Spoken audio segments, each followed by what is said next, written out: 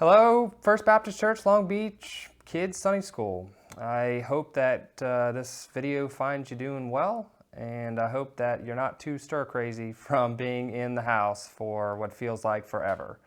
I'm sure you're driving your parents bonkers, and I'm sure you want to get back to some sense of normal in life, or you're probably just hoping that they cancel school and get you to summertime so that you don't have to go back to school again until the fall.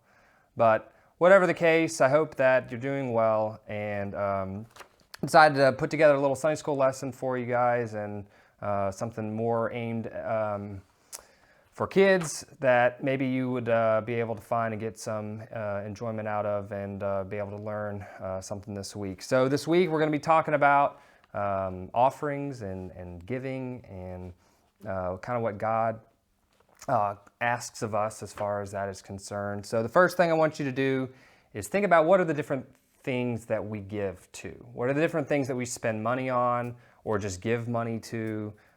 Things like the church. There's tons of different ministries in the church. There's the food pantry. There's mission trips. There's the jail ministry. There's the homeless ministry.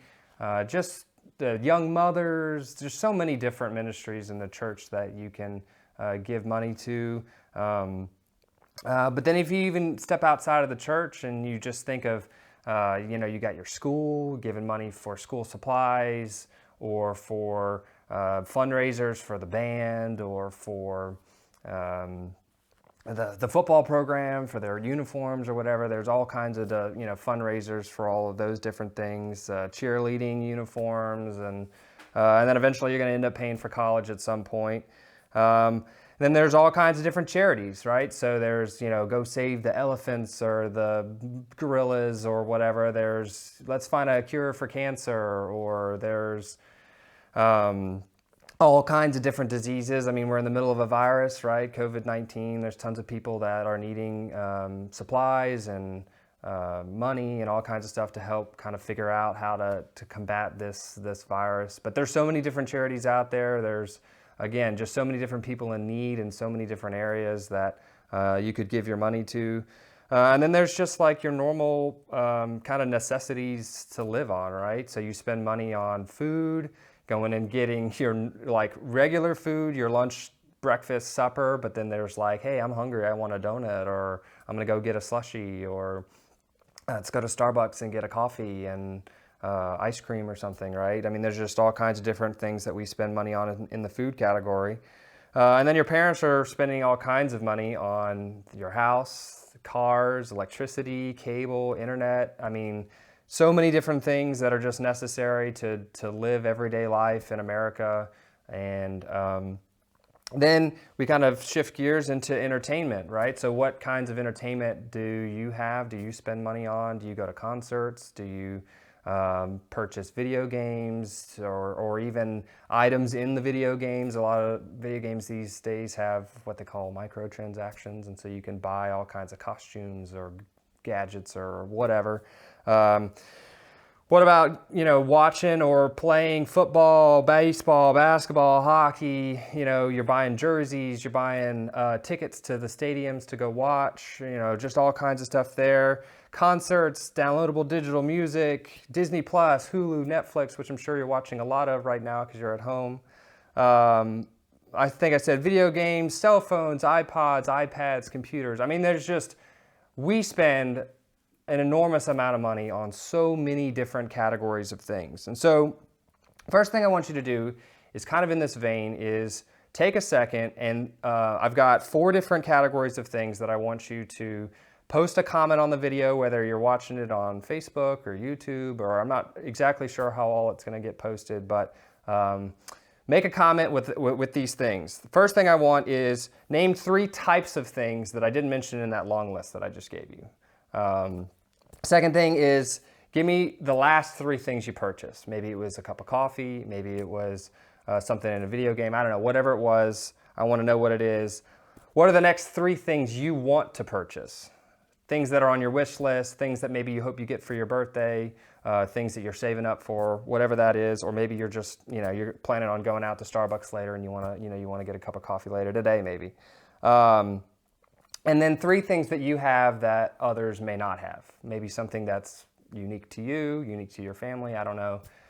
Maybe you have a weird collection of things. Everybody's got their own thing that they like. But take a minute, write them all down, pause the video if you need to, make a list of all of those things, and then post it up on the comment section on this video. I'd love to hear what everybody's things are, what they spend money on, and what they're kind of looking at. But today we're going to study a passage about an offering in the temple.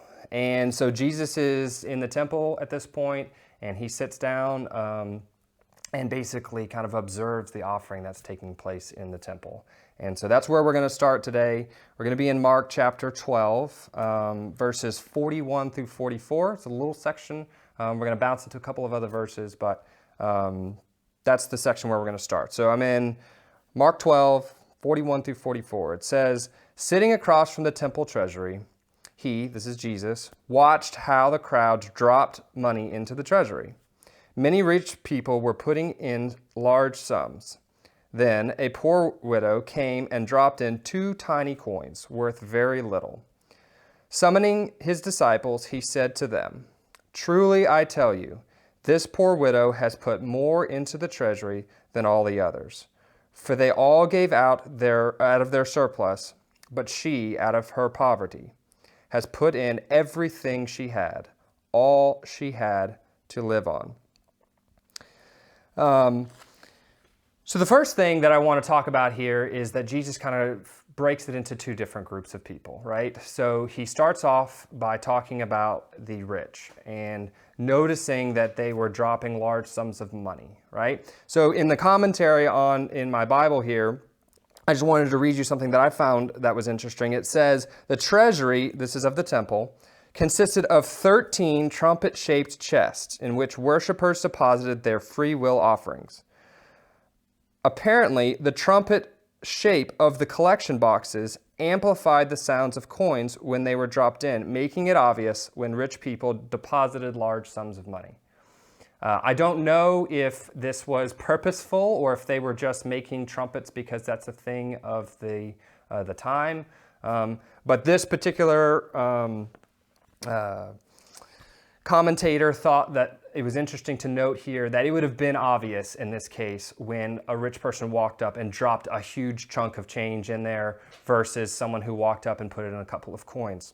So it's something that everyone around would have noticed. And then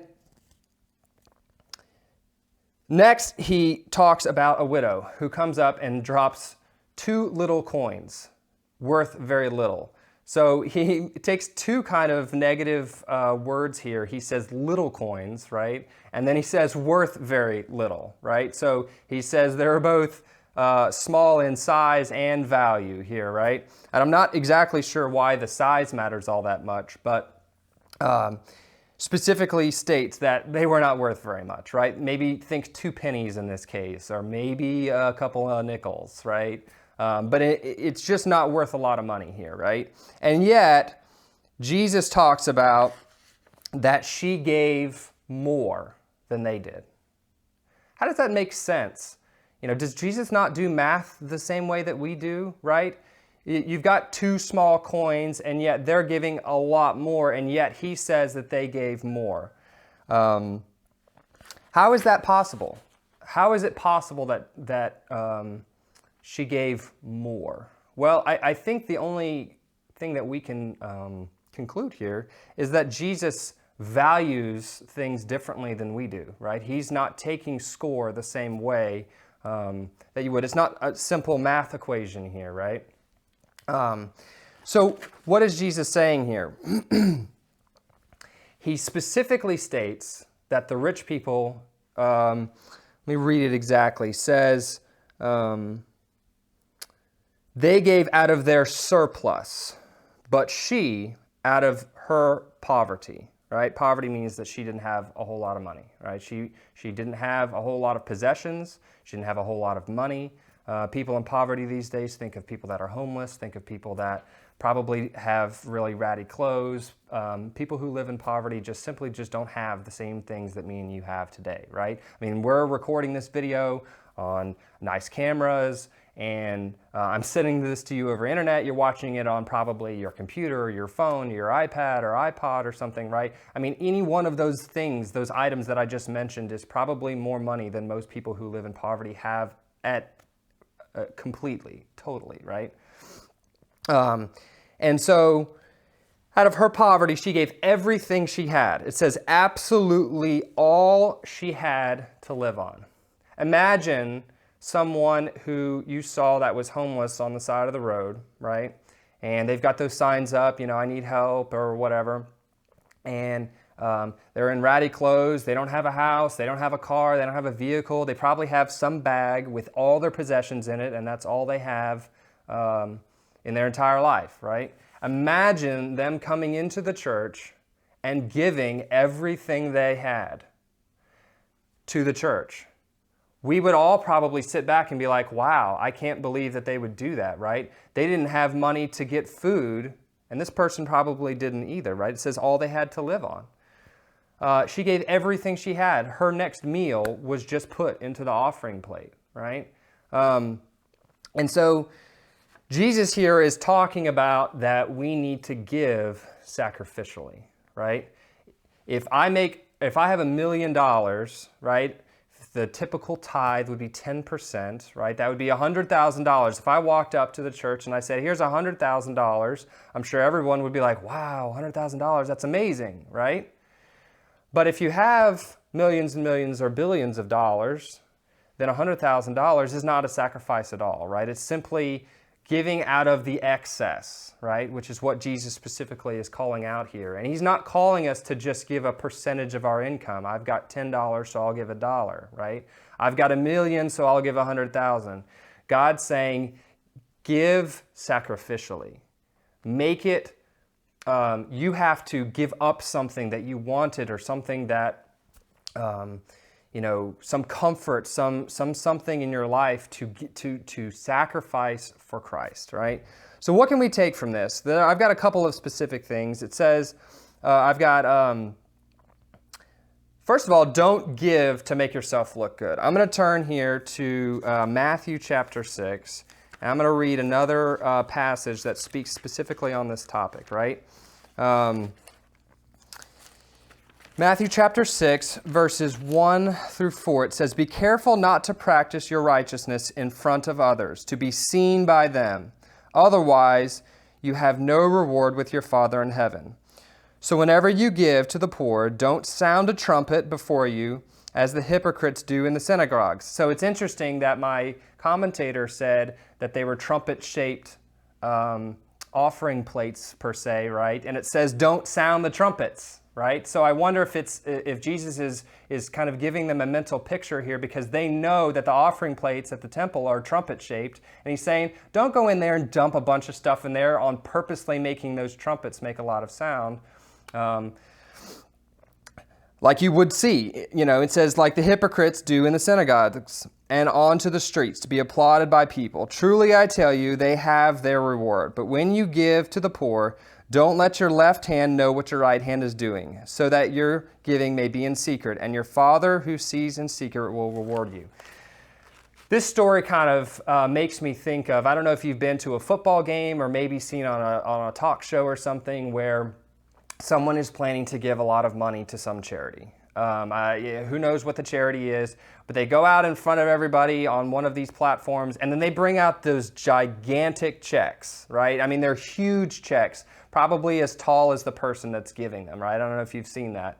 And they're basically saying, look at all the money that I'm giving to this charity, right? And is there anything wrong with giving money like that to a charity? No. But the Bible talks about here specifically saying that it's not about you. It's not about you giving money so that I can look good, or so that the people watching at church can be like, ooh, that person's really giving what they have, right?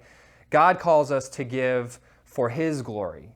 God calls us to give for His purpose, not for our own, right? And so that's the first thing I want us to take away here, is that give so that God is given the glory, not yourself, right? Don't make a big deal of it. Oh, guys, you don't need to go around posting on Facebook, posting in all these places. Look what I did today. Look what I gave. Now, it's good to be excited about what God's doing and what you've been a part of and things like that. But there's a fine line between, kind of celebrating where God's at work and what you've been a part of, and kind of bringing the spotlight on you. That's the first thing. And then the second thing, and probably the more important thing in the story, is to give sacrificially. Jesus praised her for giving all that she had. I mean, talk about trust. She had to have trust in God to take care of her if she's going to give her last 2 coins that she had, right? She had to have trust and faith in Christ. So we should be giving such that we're having to put faith and trust in Christ through our gifts, through our offerings. And so I want to read a couple of quick verses in 2 Corinthians that kind of talk to that issue, or that topic there. This is not my Bible Joel Bible. It is not as easy to flip around. These pages are not quite as good for that. So, okay, two verses. Both are in 2 Corinthians. The first one is 2 Corinthians chapter 8, verse 9.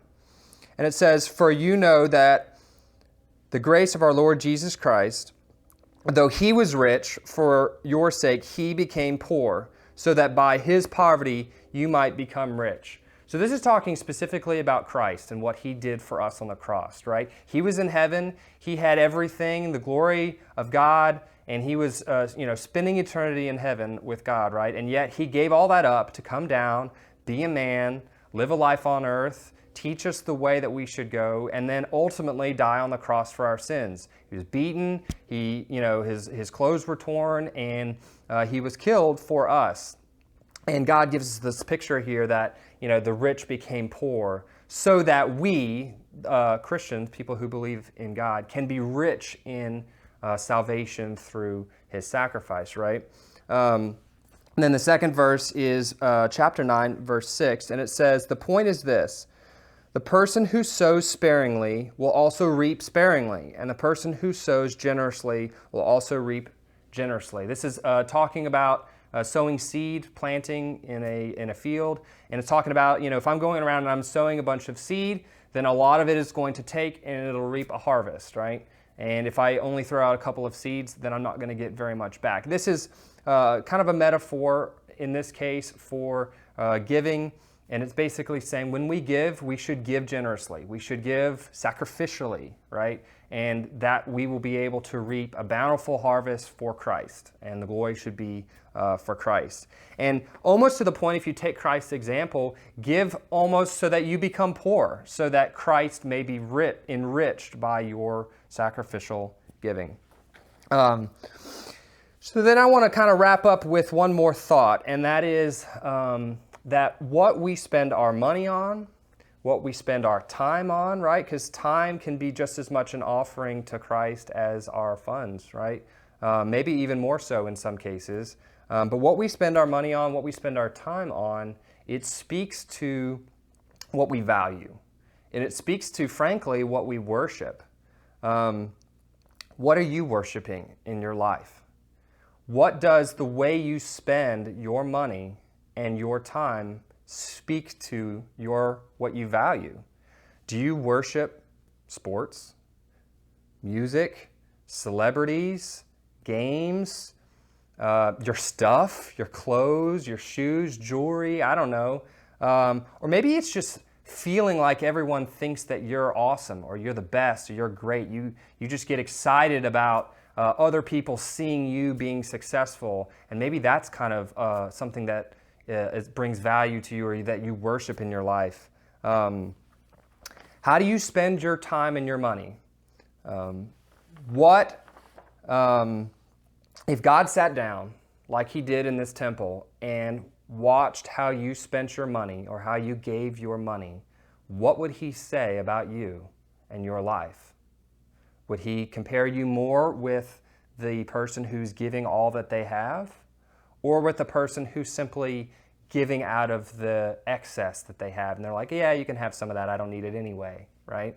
So guys, the virus that we're going through has to some extent, simplified our life. It's removed the sports. It's removed the vacations and even work for some people. It's removed school for all of you, at least temporarily. And it's kind of just simplified our life down to kind of staying at home and being with family and watching YouTube, I guess, and whatever it is that your parents or you have that you're doing. But it's given us an opportunity to kind of think about how we spend our time and how we spend our money in normal time, right?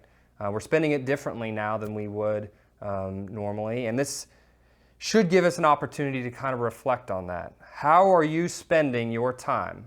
Because I hope that if and when we get back to kind of normal, right? You go back to school and your parents go back to work and kind of things get back to the normal, I hope that it's not the same normal that you left. Because I hope that you realize that some of the things that you were doing, some of the things that you were spending your money and your time on are just simply not worth it. And they're not bringing God glory. They're focusing on yourself, focusing on whatever you want, and not focusing on God. So what I want to do is I want to leave you with a thought. She gave 2 coins, right? And so I want you to think about, what are my 2 coins in my life, right? You can create a hashtag, my2coins, if you want to, but I just want you to really think about what can you sacrifice in your life for God's glory? Is it, maybe I'm going to give up my lunchtime at school for a couple of days or a week, or maybe every day, to go sit with someone who needs a friend. Maybe it's, I'm going to take the money that I got for my allowance one week, or maybe some of my birthday money, or however you get your money, if you mow lawns or if you babysit or whatever. You might be too young to do any of that, and your parents maybe just give you a little bit of an allowance here and there. How can I take that money and maybe not buy as much for me as I normally would, and think about how can I sacrifice that and give it to a God-centered thing, right? How can I give God the glory with my funds and with my time? But I just want you to think about that. What are your 2 coins? And I hope that you can kind of think of that this week and kind of mull on it. And I'd love for you to let me know if you've kind of decided on what your 2 coins will be when we get back to normal, or maybe even starting now. I'd love to hear from you. Feel free to comment if you want, but just think about it and really kind of mull on this story and mull on your life and how God would have you change it. So I hope this has been a good lesson for you guys. I hope that you've gotten something out of that, and I hope to see y'all next week. Have a great week.